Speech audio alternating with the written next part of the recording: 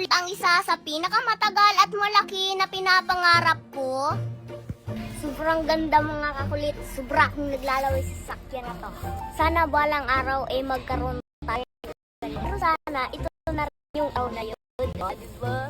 Kaya naman ngayong araw nga na ito mga kakulit maagap nga akong gumising. Dahil ngayong araw nga na ito mga kakulit meron nga akong isang malaking pangarap. Na ngayong araw nga na ito akin na nga itong tutuparin. At sa bawat pagtupad nga mga kakulit ng aking mga pangarap sa buhay kung inyong mapapansin ang akin laging inuulam noodles. Hindi ko nga alam mga kakulit na sa tuwing may tutuparin nga ako na isa sa mga pangarap ko ito talaga yung laging nagiging ulam ko. Siguro ito na nga yung sign sa pagtupad ulit ng isa sa mga pangarap ko sa buhay. At kung inyo nga ang mapapansin mga kakulit bakas talaga sa mukha namin ni Papa ang sobrang saya at sobrang ligaya. Dahil yung tutuparin nga namin na pangarap ngayon mga kakulit ito talaga yung pinakamalaking pangarap ko. At sa bawat mga pangarap ko nga mga kakulit na natupad ko na ito talaga yung very exciting. Yung exciting na kahit kailan hindi ko naramdaman sa'yo. Pero naramdaman ko dito sa pangarap na tutuparin ko. Charot, hindi gayon.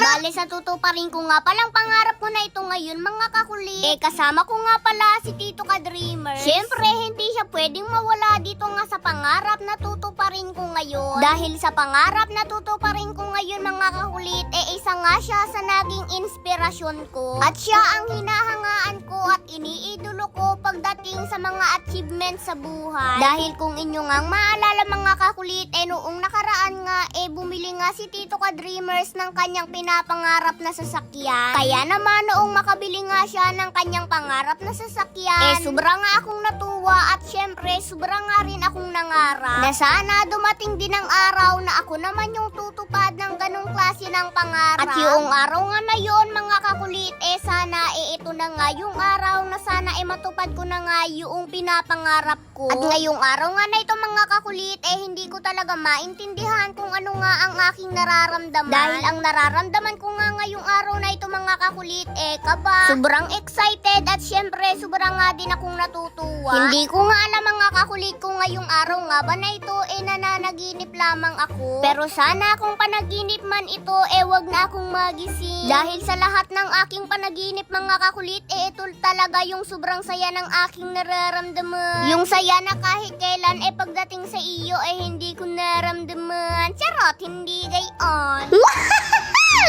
So, bali ngayong araw nga pala na ito mga kakulit pumunta nga pala kami dito sa Toyota Lucena. At ang kasama ko nga pala dito si Papa, si Tito Ka Dreamers at si Bin TV. Pumunta nga pala kami dito mga kakulit sa Toyota Lucena para nga magtingin ng mga sasakyan. At syempre para pumili na nga rin mga kakulit ng aking magugustuhan. Dahil sa pangarap ko nga natutuparin ko ngayon mga kakulit ito talaga yung pinakamalaking pangarap ko na sana matupad ko na nga ngayon. Sobrang ganda mga kakulit. Sobra akong naglalaway sa sasakyan na to. Sana balang araw magkaroon tayo ng ganito. Pero sana ito na rin yung araw na yun. Diba? At habang nakasakay nga ako mga kakulit sa mga sasakyan na nakadisplay nga dito sa Toyota Lucena hindi ko talaga maipaliwanag mga kakulit ang aking nararamdaman. Hindi ko nga alam mga kakulit kung totoo na ba ito o nananaginip lamang ako. Dahil nung una at huling punta ko nga dito mga kakulit sobra talaga akong nanalangin ng taimtim kay Lord na sana akong pagbibigyan pa nga akong makarating ulit dito sa Toyota Lucena.